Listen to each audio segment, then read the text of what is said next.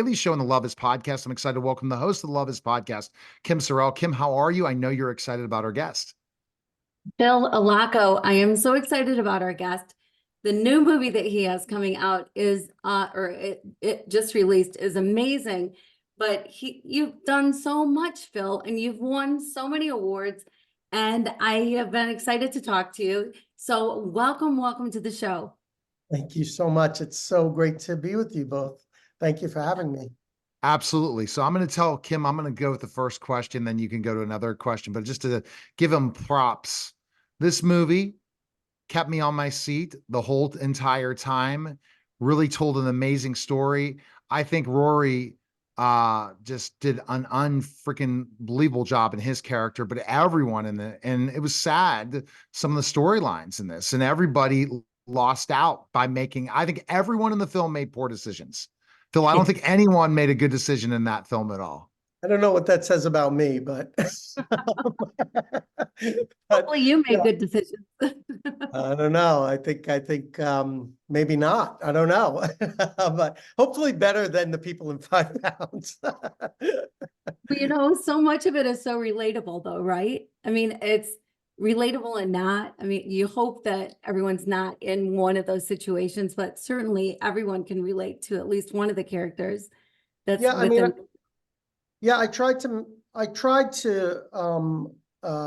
have you have a journey where you could put yourself in their shoes. I really like to feel empathy for, characters. And when I go to a movie, I want to be transported into a different world and feel like I can live vicariously through those characters and take me to a world or decisions, or whether it's dark or light, something I would never experience. And I think if you don't have empathy for the characters, why are you going to go through a gritty, dark movie like this, right? No. And that's what we did.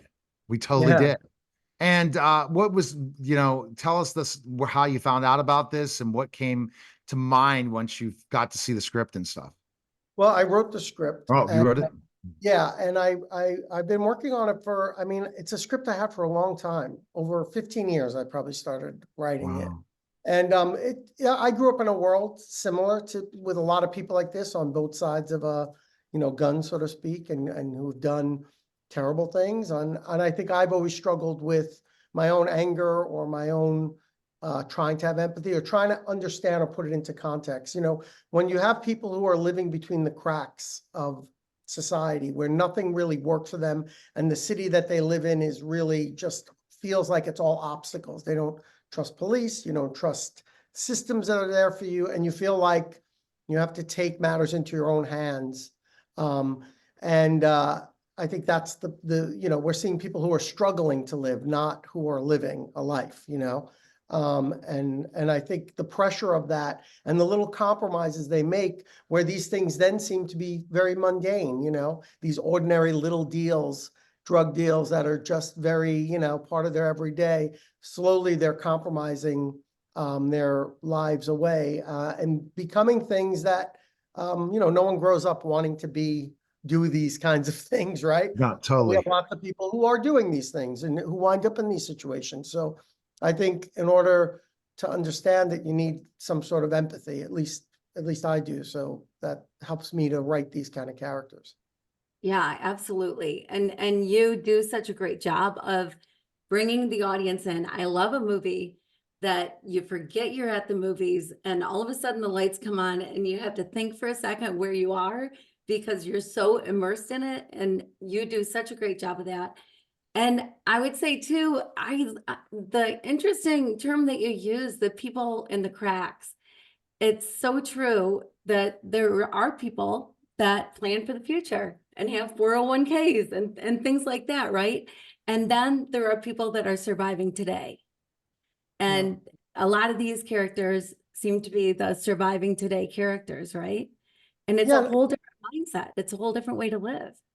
Yeah, and I think what you also see is kind of a cautionary tale. We talk a lot about toxic masculinity today in different ways. And I think this is a good cautionary tale about that, where you have someone like Eli who is, people are like, well, what are you going to do? The murder of your brothers in this neighborhood. What are you going to do about it? And somehow he feels like some bravado that he needs to do something. And then even Adam, as innocent as he is, he kind of comes out with maybe the innocence he had, when he went young. What I mean innocence, I mean the youth. Maybe he has that when he came out, and that naivete or that ignorance. But he's stomping all over Donna's boundaries. Yeah. He may seem like it's all good intention, but he's really not listening. He's barging right into that life, and she's carefully constructed a reality for her son to protect him. What is that going to do to her son from her point of view? Knowing that you have a father who is in jail and he's a murderer. Does that Totally. make glorify it, romanticize it, or does that make him feel like I'm damaged? That I'm the son of someone else. So I must be damaged like that too. It will forever change his psyche, and she knows that. And he thinks it's just like this innocent thing. Like, I just want to see him, because he knows if he reveals himself, he's going to be rejected. So I just loved playing with that, the gray area. And then there's the aspect of Adam. Does he even deserve redemption? I know he wants redemption. He says, I could still do something good, but is that right? And I'm not saying it is or it isn't. I just think that's an interest, a very human thing. Like, he's paid his time, but is there really a price can you really Totally. just pay it and then all of a sudden, okay, it's all done? That's why I really thought it was important to see the family who was affected, the mother. When does it end for her? So I really, I grew, like I said, I knew the people like this and know people who were in these situations. And I think that was cathartic for me to write about it in this way. So I talked about in my other interview with Rory about Rory. I'm going to go to Luke Evans now, which was Adam. The painstaking part of the film that made me so hurt was seeing a relationship with a father and son. Okay, where he couldn't see him because his I guess his wife, estranged wife or girlfriend, Luke Evans, really didn't allow him to see the son, even though he just made one bad decision. I know it was a horrible decision, but it wasn't like he was a horrible guy, right? That's the trouble, Phil. So she decided, based on even he paid this time, I don't want him part of my life again, which caused really a rift between the son and mother, right? Yeah, and it is an interesting thing, because are there certain things that make you not redeem, when, like she had said to her son in the film, there's a scene where she says, when's the right time to tell you? 3, 5, 7? Like, when do you tell your child what this is? And I think that was revealing of what she struggled with. She probably struggled with, do I bring him? Do I let him? What is my relationship with him now? And I think she was also angry because he didn't just do that and take that decision and change his own destiny and hurt that family. He destroyed her future and destroyed her child's. When we have children, you want their lives to be as perfect as you can. You want to give them the best start, and going out and murdering someone is not a very good way to give them a good start. So That's true. I've heard that before. You're not the first one I've heard that from, that's not a good way to start. So that's good. So when you're writing this, Phil, you have lots of decisions to make, because characters, all of them, can go one way or another. And there's so much gray, and there are so many big decisions to be made, not just little things like, what am I going to eat for dinner, but big life-changing things. How did you decide what way you were going to go with it? It's funny. In this case, when I was writing it, I remember when I knew they were where it kind of was gonna go, but I didn't know how the ending would be. And I remember trying, when I was playing early drafts of it, as a writer, or at least I was trying to come up with something. What is the ending? And then I wasn't happy with anything. And I think because I was trying to manufacture an inauthentic ending. And then I decided, let me just watch the movie, so to speak, and let these characters do what they say they're going to do. And let the characters decide where it goes. I know that's it's like a weird game, I guess. Writers, as a writer, you play with yourself. And when I did that, I came up, this ending, or where this happened, and it felt right. It felt like this is the right thing. And then I think as I look on it, I think, you know, there has to be a price to pay for your actions. I don't know why the world works this way, but I think we can all, there was something about it that felt true to me, you know, that for Adam to see his son, there's going to be a price to pay for being able to be a father and being able to even spend that little bit of time where he does make this big impact on Jimmy. You know, he does teach him how to draw. He does give him advice. He does hopefully maybe even change the trajectory of his life. He got to play father, and he got to be a hero to him, and he got to be honest. You know, he had that moment where, for me, when they're sitting down and he opens up to him and is honest to him, I felt like that took real courage, because he knows what's at stake. He could be rejected forever. And this is the most important person to him. So I felt like that was a heroic thing to do. But as we all know, you know, however it works, there seems to always be a price to pay for whatever we do in unforeseen ways. And even when we are getting what we want, we don't seem to get it in the way we think we're going to get it. And I think I look back and I feel like the film resonates true for me in that way. Right.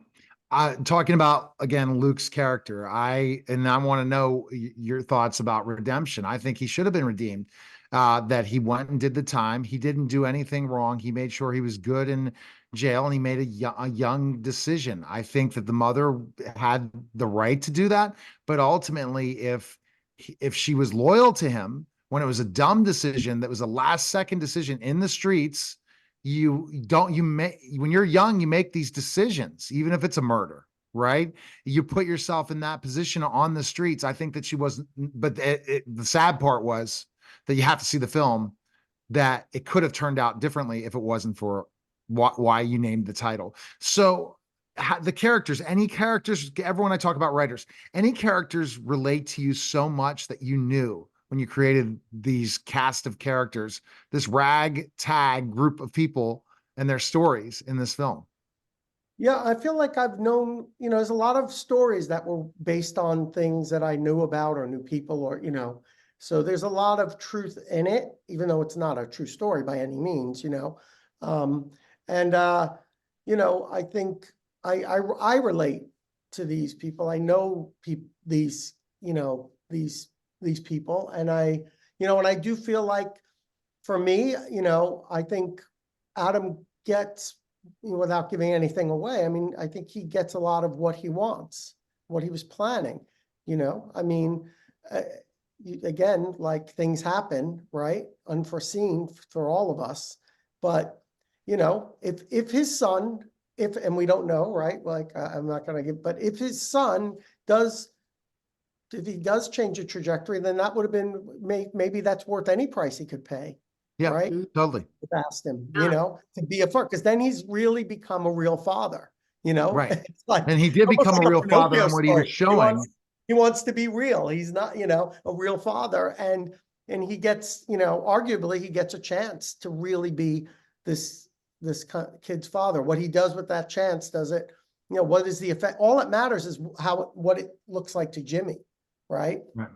And so that's, you know, I think what's more a harder story, I think, is Mike's story, you know, because here's another person, which I think Jimmy is, I mean, Mike is really a cautionary tale for Jimmy, really, because that's really someone innocent and young. We can see where Mike is going and what the world he's in. That could be Jimmy, right? So, and here's a guy who doesn't fit in. You have Lev, who is trying very hard to teach him. Oh And gosh, he doesn't fit in with the whole cowboy hat and all that. That's yeah. hey, that's just great. I mean, I see some brilliance out of Rory coming. I think you've discovered somebody. It's going to be something big someday.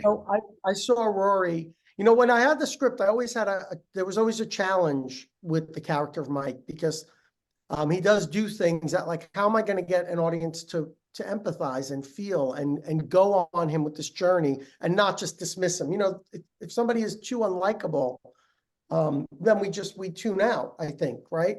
So I remember seeing him, and I watched a lot of his work, and there was one film in particular, Lords of Chaos, which is a very hard character to watch. It's a film that Rory starred in, and he was amazing in it, and I was blown away. And I reached out to his agent, reached out to him, and wrote him a letter, said, please, you have to do this, And we got together, and that's a tough character to play too, because he's abused, he's made fun of, he's really an amazing actor, because it's not like he's sitting there with his ego trying to like make sure everyone thinks, sees him over the character. He's losing himself in that character. And I think he helps us bring, have empathy. And also he makes us feel how uncomfortable Mike is all the time. Yeah. You really could kind of feel how he does not fit in this world, and I thought he did an amazing, those are the things that are, you don't really have on paper, so to speak. You need an actor to bring that to life. Mm-hmm. And he really is gifted. Yeah, sorry. But this is one thing that amazes me about you is you write this incredible script.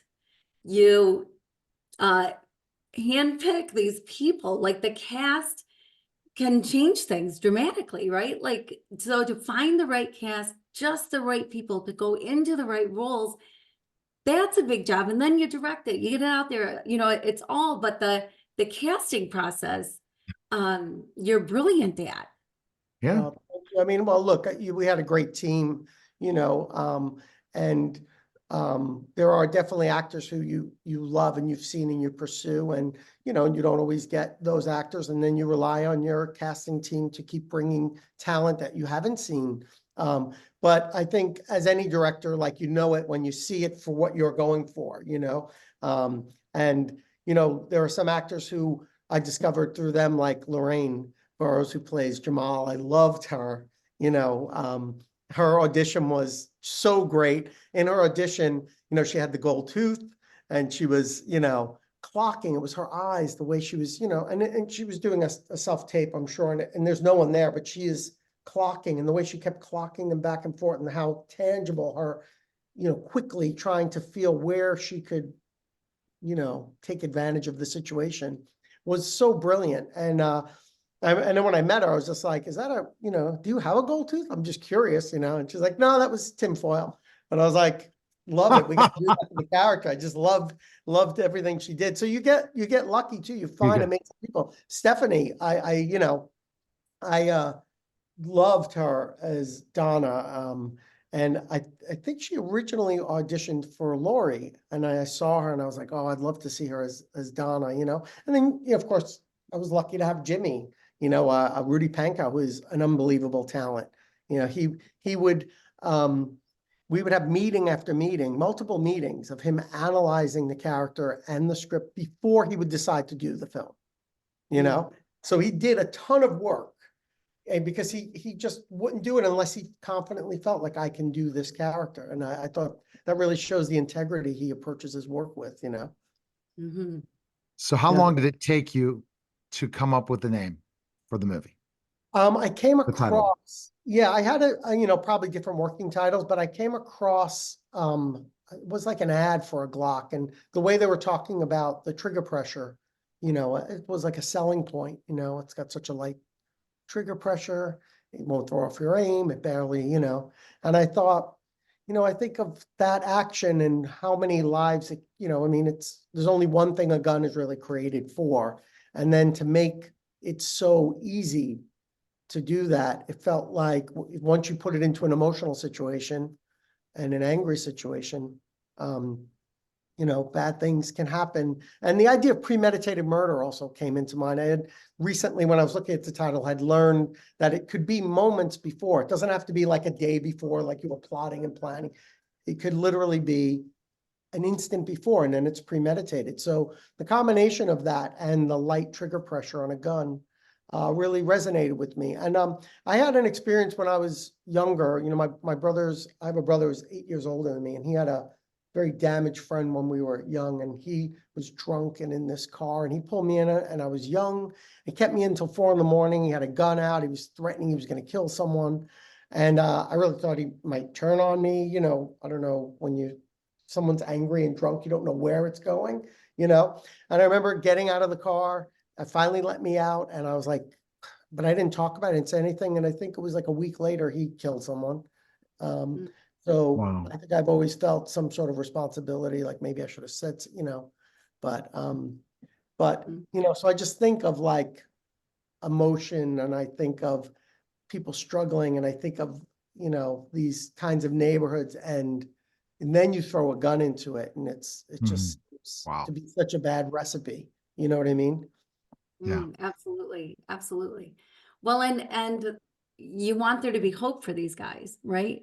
You want there to be hope beyond just living for tomorrow, right? Yeah. And a future. You want to be able to see a future for these guys. And I think it's so often in tough neighborhoods, in places, people in the cracks, as you put them, I don't know. We need to do something more, I think, for people, but I'm not sure what that is. Do you have ideas? Well, I think for myself, I always think the first step is empathy. You can't understand something if you can't empathize with it, and you can't change something you don't understand, and you can't affect something you don't understand. And I mean, I don't know. I'm not claiming a movie or my movie or anything like that can do anything. I'm just trying my best to communicate something that I felt, and I felt it's important. But I do feel like, you know, I do feel for these characters. I do feel like, all of them have plans or hopes, right? I mean, a lot of them revolve around just getting out. Like they know it's not good, they know, but like, how do you get out? You can't, and if you think of these worlds, right? A lot of these people are attracted to lives like this because what are you gonna do? Work at McDonald's or work at not to knock anything, but there's not enough money to get out, So then of course things, a shorter way, a quicker way becomes attractive, especially if you don't feel like you have options. Even if the options are there, it's all about perception. There's a lot of social things that if people don't know they're there, they don't really help you. Right. So that's Totally. part too. It's a mindset that you're trapped in. It's an ignorance to what's available and a way to get out. And, if you're coming from living in neighborhoods like that, and you've come from like, look at Leff and you see a broken home there, the kid's mother OD'd. I mean, Mike's mother OD'd. And, so how much access does he really have to information to better himself, 100%.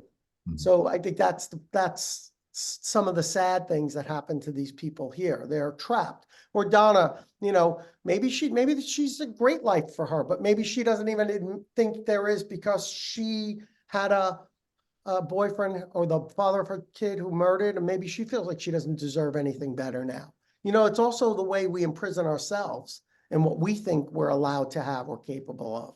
And I think that's something I remember struggling with as I probably still struggle with when I was young, trying to get out of a world like that and better myself. And not that I was a criminal or anything. Don't want to give the wrong impression, but you know what I mean? Like, I could have, there were definitely opportunities that I would see that around me, and you see people who are attracted to those things because they're Totally. easy. Yeah. I think about it, and I'm going to let Kim go for a final question that involves love, but just to kind of talk about what you've put together and how powerful this story is and the pain and the sorrow that you everyone's going to go through, the viewers. It's a great film. And, there's certain things that really tugged on my heartstrings, and also decisions that people make, the decisions. And I love the last point you made. And that point is literally, if you don't believe you can get out, you don't believe in yourself. I did my marketing podcast this morning, and I talked about the biggest thing that's keeping people from getting to where they are is they don't believe they can do it. Okay. They have a project, they have an idea, they have this certain thing, but something in their mind doubts they can do it.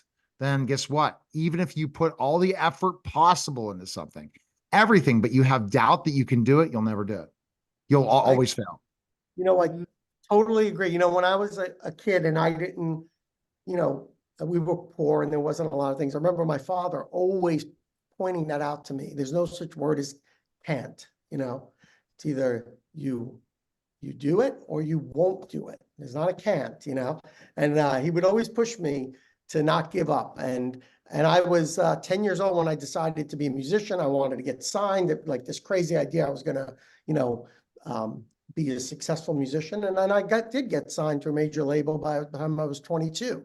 And I don't think it was a coincidence. I think it was the tenacity and the dedication. And it took a long, long time, just like, here's a script that took 15 years. There's a tenacity and dedication. And what I have learned in my own life is that tenacity was the most important quality that an artist of any kind you need, because once you give up on it, it's over, right? But if the world keeps saying no and shutting doors, if you don't give up, it's still alive. There's still another maybe opportunity. There's still another door that can open. There's still something that can happen. And if you keep pushing, and I'm a good example of that. I've, from being in music to being in film, I didn't go to film school. I didn't, go to music school. I didn't do anything. These are things I decided. And I think there is a power of commitment to something, a tenacity. Because even if you want to be a filmmaker and you don't have a good script, but you really want it, your tenacity will then get you people who are better, who start surrounding themselves around your project. Maybe they see a spark and they help you get it better. And then you keep working on it, refining it. And it, just by like water on a rock, it wears it down, and eventually maybe something good happens, So I'm reminded all the time that is such an important quality, because then that will lead to talent. It will lead to quality. It will lead to, places that you couldn't imagine. That's where I try to live, and I know that's how Kim lives. And now go ahead with your love question, because Kim did an exploration of love and what she did going through a very hard time to where she's her mission today. Go ahead, Kim. Yeah, so I love what you just said, by the way, Phil. Amazing. Absolutely no such thing as can't. It's just won't. And I worked with a guy years ago that his thing, he always said, every no is just one step closer to a yes. So you just keep going, keep going, keep going. But so a few years ago, I dedicated a year to figuring out the true meaning of love, because I think if you put 10 people in a room, you're going to get 10 different answers. But you obviously, there's a lot of love that comes out of this. And like you talk about empathy, well, you got to love to have empathy, I believe. And so I'm just curious, like, how people will say, I love everybody, but then we'll just drive through a neighborhood and not help anybody out that needs a helping hand. And then it's like, well, then do you really love everybody? Where do you see love playing a role in the movie, in what and what you've done? Yeah, well, I mean, for me, I definitely do love these characters. It may not seem like it because of what I put them through. But love is a strange thing, right? Like, even the idea of how to help someone, like, I think of myself as like, I'll take it from Adam's point of view, like every action affects other people. And I wanted to show that in this film. And sometimes even the road to hell is paved with good intentions, right? Adam has good intentions, but he set this whole thing in motion by going back to that neighborhood. So it's an interesting thing about how careful we need to be with each other. And I'm always kicking myself and trying to remind myself that, to be aware of that I don't know everything. Right. It's very easy to come to assumptions and think I know things.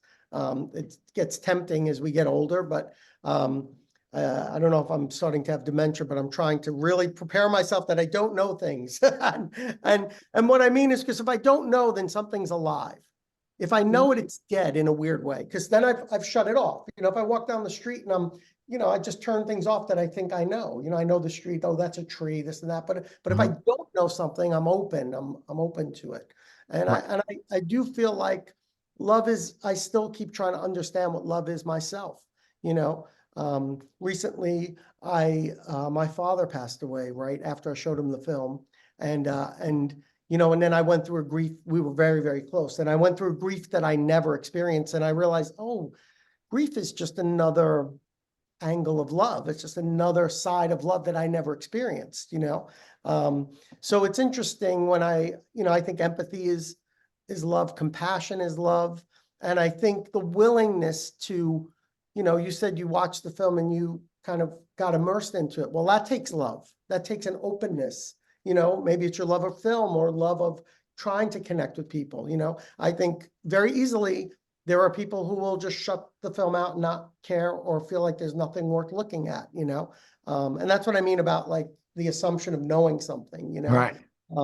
And I think you need to be open. And I try to remind myself, you know, that's one thing that's nice with film. If we all, I believe we're all film lovers here, you know, you want to be taken on a ride. I want the Yeah. film to be on a ride. But it's amazing. We probably could talk for hours about your exploration about love for a year. Because another thing I don't know, you know, I know what the word means. I know what certain aspects mean. I think of it like air, you know, if, you know, you take it away, I may not notice it's there, Right. but you take it away, I'll notice it. You know? Yeah, good point. Good point. The love characters. So for, you know, Phil, I'm going to talk, I just guess I'll mention this as I'll mention it a bunch of times. I'm getting ready to do my documentary, start fundraising for it. I'm making a comeback in the ring at 51. I was a former professional wrestler, 29 years old, walked away full time, and I'm doing it. I wouldn't say it's a publicity stunt, but I miss wrestling. I want to come back, but I want to do it big time. I don't want to do it small. So I have a documentary filmmaker who's helping raise the money, and we're going to go out and do it. It's going to be this huge deal, and travel and make the whole comeback at 51. So yeah, stay tuned. And I That have sounds a great. couple other scripts in my way, and I guess Media Giant Productions is coming. So I never would have thought of those things, but I watched the Tyler Perry documentary, and then I said, I'm going to create this stuff out of nowhere. I just said, oh, I'm going to do this. What's keeping me from doing things? And that's what you got to do, is that if you have the ability, you have the talent, or you have the connections, go for it. And that's it. Phil, where can we check out the movie? Best place. It's in theaters, and it's in on demand. So it's in any of the streaming platforms where you usually watch your movies. So anywhere you go to watch movies, you'll find it. All right. That was fantastic, Phil. We appreciate it, sir. That was a special simulcast of the Neil Haley Show and the Love Is podcast, guys. Take care.